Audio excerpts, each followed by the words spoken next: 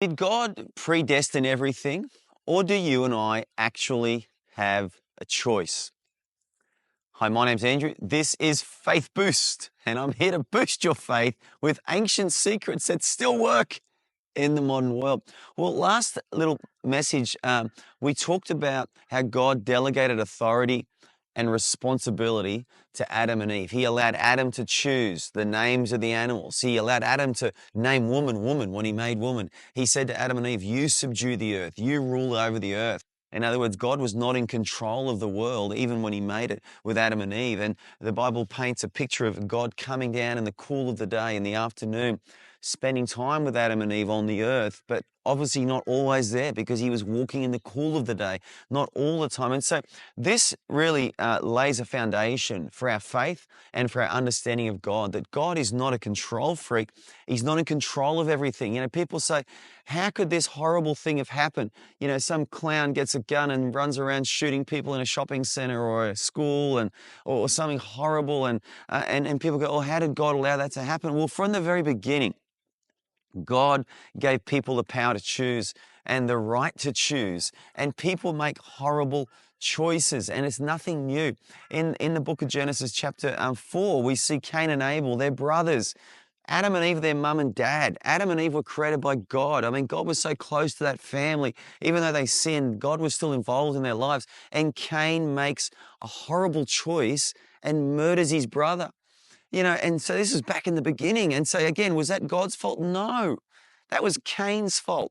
He chose to do something wrong. He chose evil. So, you know, many of us have experienced bad things in this world, bad experiences, bad, people and bad choices have been made that have hurt us and damaged us, and sometimes even worse than that. It's not God. It wasn't God's responsibility or fault. It's someone's choice. But let's move forward now to the New Testament, because the Bible talks about predestination. I want to touch on this now in the context of God not controlling everything. Ephesians chapter 1 says this in verse 5, having predestined us to adoption as sons by Jesus Christ to himself, according to the good pleasure of his will. So there's this whole teaching in the New Testament that God predestined things, and he did predestine things. He has a plan for every person in the world. But I don't believe part of that plan is that he's chosen who will get saved and who won't get saved, because God has given us a choice.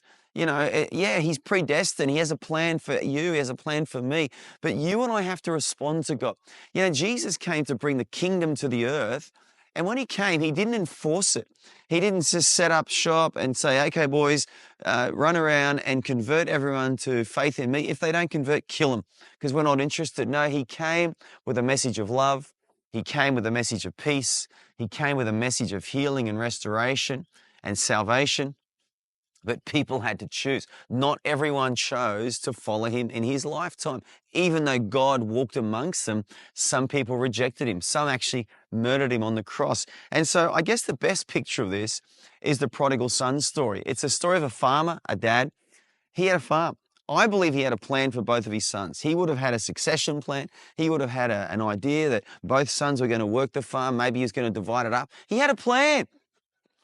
But the younger son, the prodigal, left the plan of his dad, went off to another land, took all the money, was sleeping around, partying hard, doing coke, women, everything, and he blew all the money. That was not his dad's plan, but that was his choice. But the great thing about that story is that he also made another choice to come back to the dad and come back to the farm, and he realigned himself with the plan of his dad. And it's a story and a picture for people like you and me that we can always come back to the Lord. We can always realign ourselves to the plan of God if we make a choice. I want to encourage you today, just like Joshua said in the book of Joshua, choose this day who you're going to serve. Make a choice to follow Jesus. Make a choice to align yourself to the plan of God. He predestined things for you. He planned things for you, but he's not in control of your choices. You have to choose this day who you want to serve.